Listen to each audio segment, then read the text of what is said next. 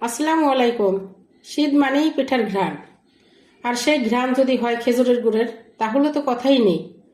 রুকসানার রান্নার গল্পে সবাইকে স্বাগত। আজ আমি বানাচ্ছি নরম আর মুসমুসে খেজুরের গুড়ের তেলের পিঠা। চলুন শুরু করা যাক।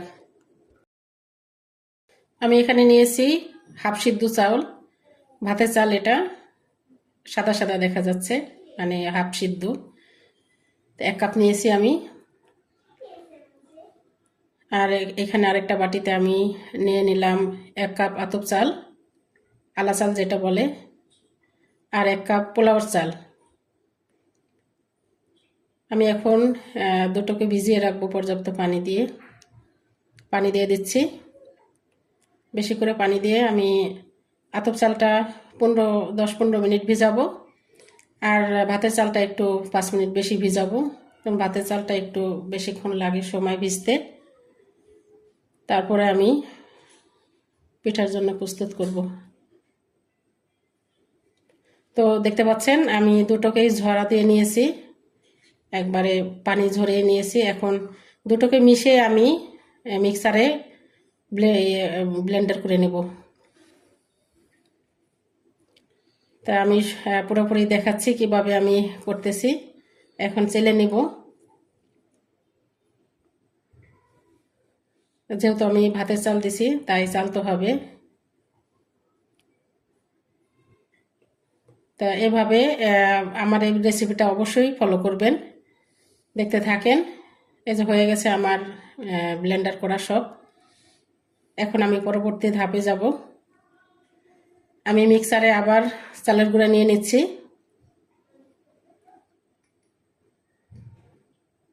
এখন আমি এর মধ্যে পাটালি গুড় দিয়ে দিচ্ছি, খেজুরের গুড়। দেখুন অর্গানিক গুড়, তাই নরম হয়ে গেছে, একদম পিওর। আমি চালের গুঁড়ার সাথে গুড় দিয়ে দিলাম, আর দিয়ে দিব সামান্য পানি। এখন আমি ব্লেন্ড করে নিয়ে আসব। দেখতে পাচ্ছেন আমার ব্লেন্ড করা হয়ে গেছে, একদম স্মুথ এবং আঠালো একটা ব্যাটার হয়েছে। এভাবে ব্লেন্ডার করে নিলে পিঠাটা অনেক সুন্দর হয়। দিয়ে দিলাম সামান্য লবণ, হাফ চামচেরও কম। মিষ্টির মধ্যে লবণ না দিলে মিষ্টির ব্যালেন্সটা ভালো আসে না, অবশ্যই দিবেন। আবার অনেকে হয়তো পছন্দ করে না মিষ্টির মধ্যে লবণ দিতে, এটা যার যার ইচ্ছা। তো দেখতে পাচ্ছেন অনেক সুন্দর একটা ব্যাটার হয়েছে। এভাবে ব্লেন্ডারে করে নিলে তেলের পিঠাটা অসাধারণ হয়। আমি একটা কড়াই নিয়েছি, এখন পর্যাপ্ত তেল দিয়ে দিব। তেলটা গরম হচ্ছে, গরম হয়ে গেছে। এখন আমি পিঠা দিয়ে দিলাম। দেখুন কি সুন্দর ফুলে উঠতেছে, একদম টুপির মতো ফুলে উঠেছে। আমার নানু যখন এই পিঠা বানাতো তখন দরজা বন্ধ করে বানাতো, কাউকে আসতে দিত না।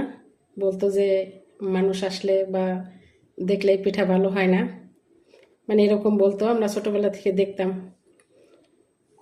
তো আমার এই রেসিপিটা ফলো করে অবশ্যই ট্রাই করে দেখবেন। আমি কিন্তু কোনো রকমের বেকিং সোডা বা বেকিং পাউডার ব্যবহার করিনি। আমি শুধু এখানে 3 রকমের চাল দিয়ে ব্লেন্ডারে ব্লেন্ড করে অন্য পদ্ধতিতে বানাইছি। অবশ্যই এভাবে ট্রাই করে দেখবেন, দেখবেন কিভাবে ফুলে ওঠে প্রত্যেকটা পিঠা। এই যে আবারও দিয়ে দিলাম, দেখতে পাচ্ছেন কিভাবে ফুলে উঠতেছে, কোনো একটু বাকি থাকে না ফুলতে। তা আমি অনেক ছোটবেলা থেকেই পিঠা এগুলো বানাতে পারি আর কি, শিখে গেছি। তো এভাবে প্রত্যেকটা পিঠা আমি ভেজে নেব।